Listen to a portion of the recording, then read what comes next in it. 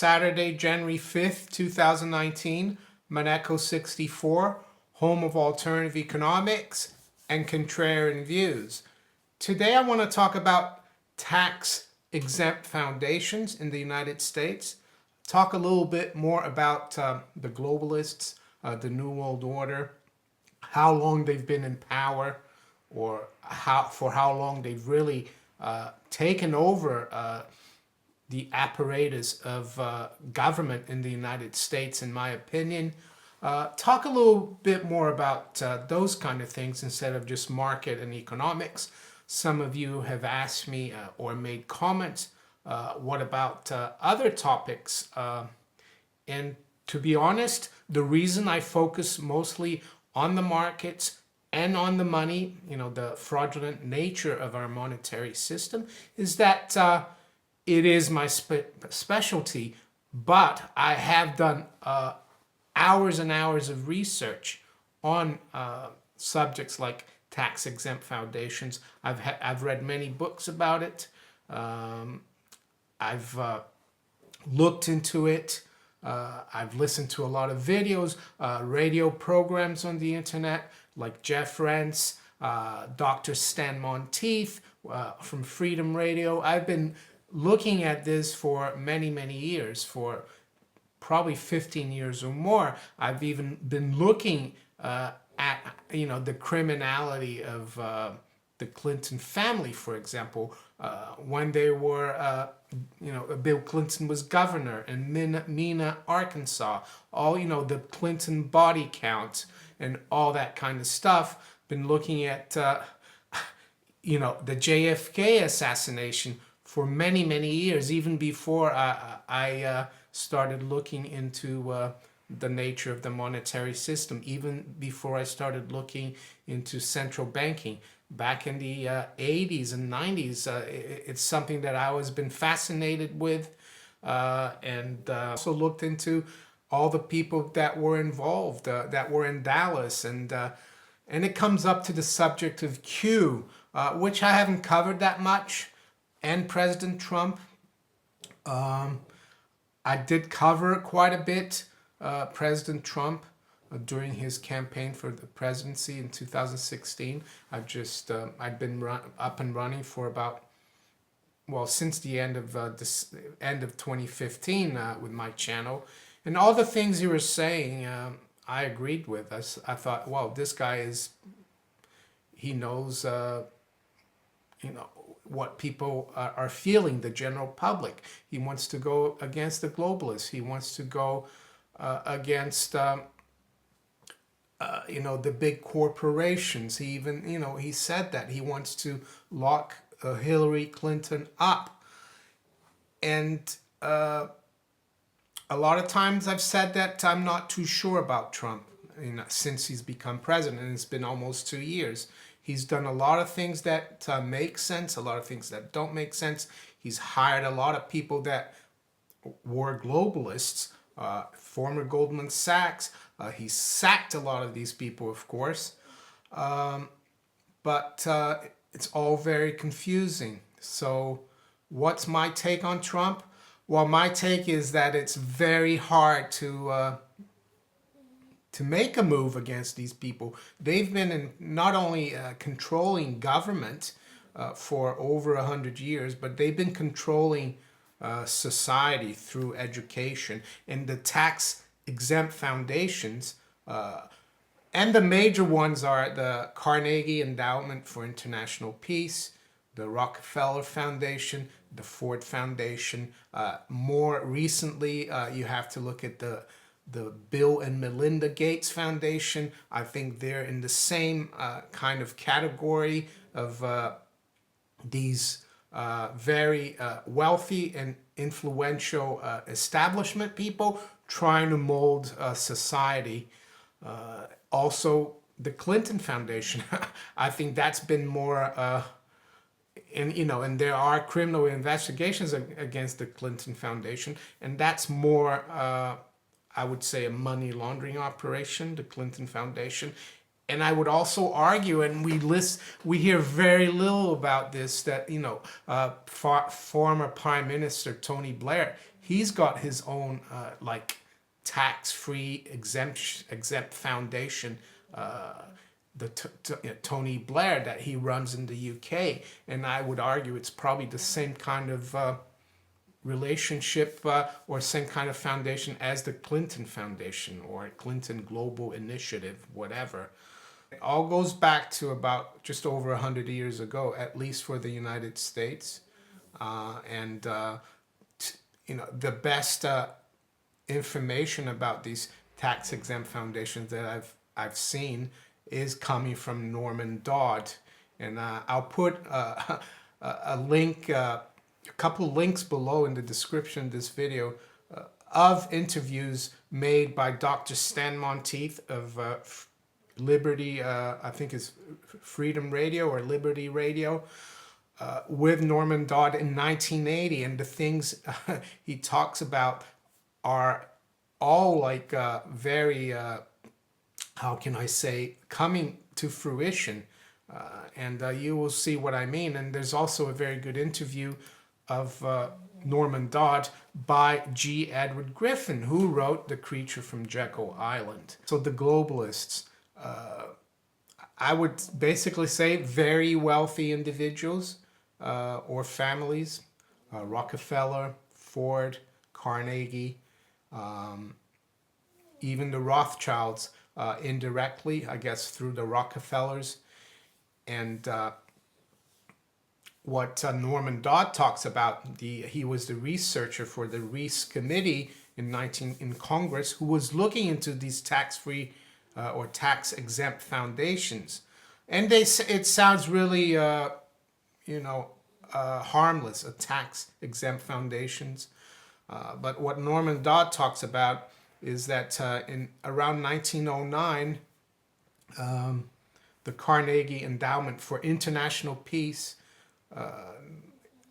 in their meetings, they're just started as a foundation. Their meetings, they asked the question: how can we change the way the American people think? How can we make them more collective, more socialist? How can we make them go against the principles of the Declaration of Independence and the Constitution of the United States, which is pursuit of freedom, liberty, pursuit of happiness, protection of individual rights, all that's great about the Declaration of Independence, the Bill of Rights, the Constitution, limited government. And they found that even though it's called the Carnegie Endowment for International Peace, they found that the best way to mold or change society was through war. And also through education. That's the other big thing. All these tax-free foundations, they've influenced universities, schools, the media as well. And all these foundations are also linked to Wall Street, JP Morgan, all the big banks, the Federal Reserve, the State Department. That's the other thing that is really important, because the State Department shapes U.S. foreign policy. The Council on Foreign Relations, that's totally financed by all the major tax exempt foundations, especially the Rockefeller foundations. I mean, David Rockefeller, who died in 2018, he was Mr. Globalist. He was Mr. CFR, right? And up until recently, you look at all the administrations since the end of World War II, they all had CFR people in them, the State Department. Even Dick Cheney, who was supposed to be, a right-wing Republican from Wyoming. He even made a joke once that when he ran for office in Wyoming, he never mentioned that he was a member of the CFR, and he laughed at that. That was at the CFR. Hillary Clinton said once that she takes her instructions from the CFR. She said that at the CFR, which I would say is the foreign American arm of the Royal Institute for International Affairs, commonly known as Chatham House, based in London. They are the same people behind the Bilderberg Group. So how is the Trump administration dealing with this? Mike Pompeo, he's Secretary of State. I wanted to look to see if he's ever been a member of the CFR, and he isn't. So does that mean that Trump is for real? I think he is for real. I think he does want to. It's very hard, though, as you can see, these foundations, they run the U.S. establishment. I mean, I really highly recommend these two interviews. I don't want to go through the whole thing here because it defeats the purpose. I'm trying to give you a general idea. The Norman Dodd interview with G. Edward Griffin is about 52 minutes. It is on YouTube. I'll put it up in the cards and the link below. And then there's an archival talk by Dr. Stan Monteith, first part of the video or audio. It's 59 minutes. He's the only one talking, and then he interviews Norman Dodd. Norman Dodd is a very interesting individual. He died, I think, only a few years after this interview, and he was part of the establishment, so to speak. He went to good boarding schools in the Northeast. I forgot which one. He went to, I think, Yale, and then he went on to Wall Street. But he left Wall Street in the early 30s because he realized that, and you can listen to that in the interview, that, what happened in 1933. FDR, he confiscated the gold of the American people and took, not destroyed, but he took the banking system off a gold standard. And Norman Dodd actually did research for the big, he worked for a big bank on Wall Street. It doesn't say the name of it, but his bosses said, do a research, what you think. And he said, well, this is not good. I can't see how sound banking can continue. So that's his background. He's a really interesting character, Norman Dodd. I think he did a great service exposing these people. Of course, the mainstream media is this. You have to understand these people are all intertwined. The establishment, and it's a lot of it is. It started out from these tax-exempt foundations. They used their wealth, Rockefellers, Carnegies, Ford, and others, to shape the view of the public towards a collectivist, socialist, communist, one world order.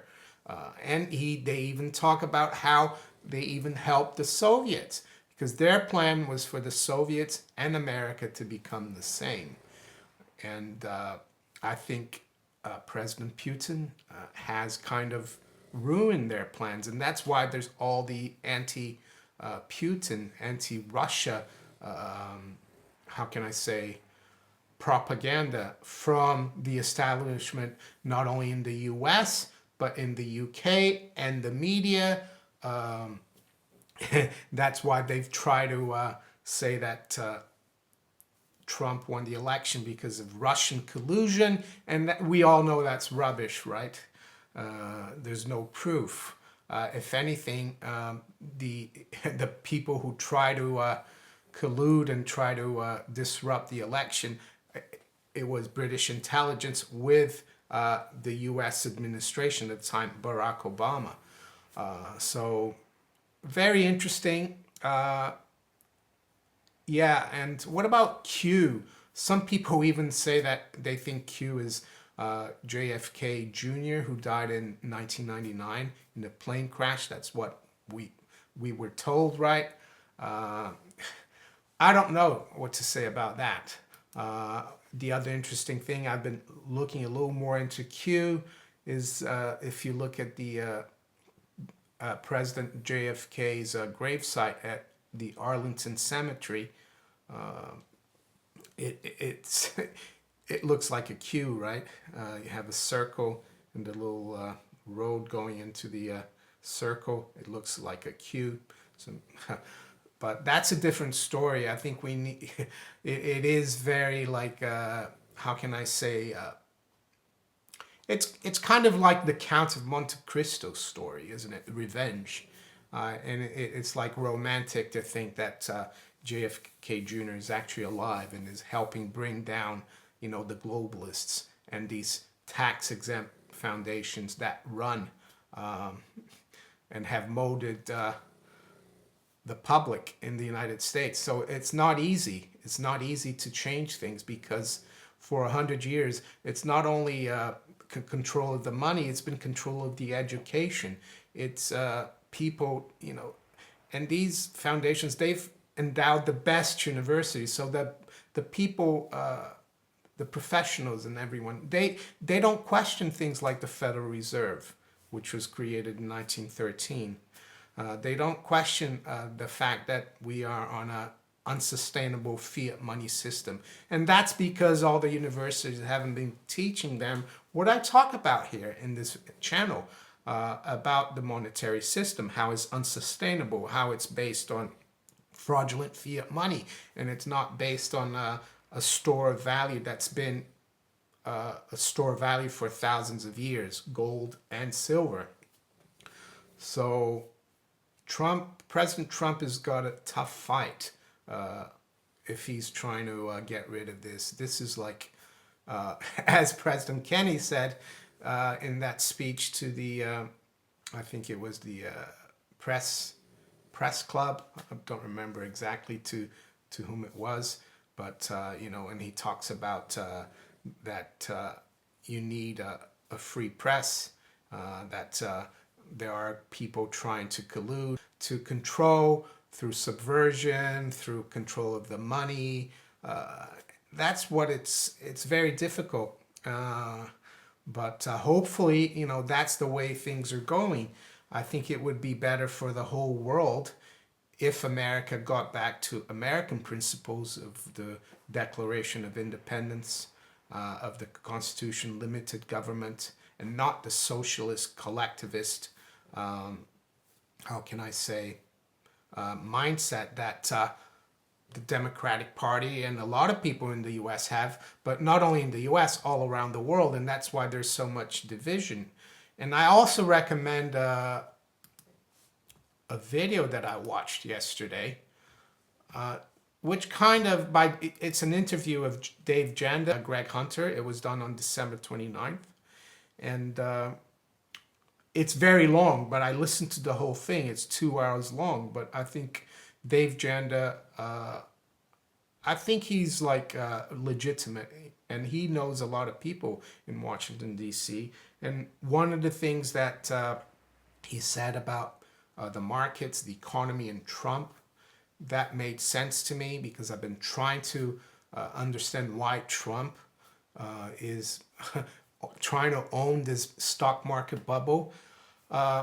He thinks that the reason why Trump has changed from calling everything, a bubble, a fat, ugly bubble when he was campaigning, that the Federal Reserve was pumping up a bubble, stock market was a bubble, we had too much debt, the national debt.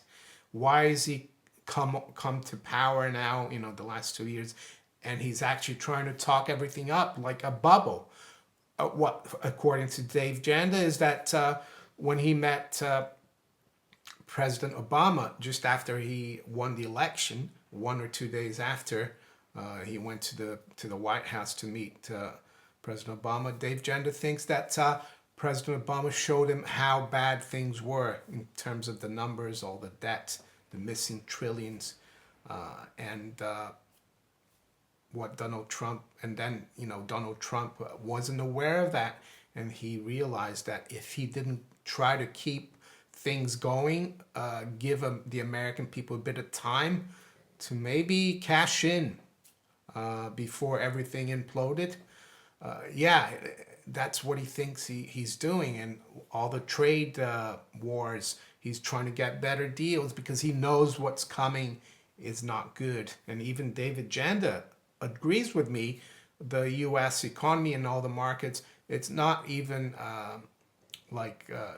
it's vapor. It's basically not real. It's just a house of cards waiting to implode. And he thinks Donald Trump knows that, but he's just trying to help the public as much as possible before it all implodes. There you go. So I hope you enjoyed this video. It's a bit different. I mean, I could go on and on and on about these tax exempt foundations, the CFR, the Chatham House, Bilderberg, the Globalists, central banking. And I have to say, it's a really difficult task. I think it will take more than just President Trump and 2 terms to defeat these people. And one thing David Janda said, if things don't accelerate this year into 2019 in terms of all the FISA warrants, all the declassification, arrests, if that doesn't continue this year, it means that the globalists are hanging on, and we'll have to see. It will be very, very interesting year, I think. In terms of the money, I think we need to still protect ourselves more than ever with physical gold and silver outside the system. All's not well. And I think President Trump probably knows that. But he's just trying to buy time, according to Dave Janda. Maybe that's the plan. I don't know. So if you enjoyed this video, make sure you give me a thumbs up, share it far and wide, subscribe to my channel if you haven't yet. You can also follow me on Twitter, Steemit, and on DTube. I wish you all a great weekend, and I'll talk to you later.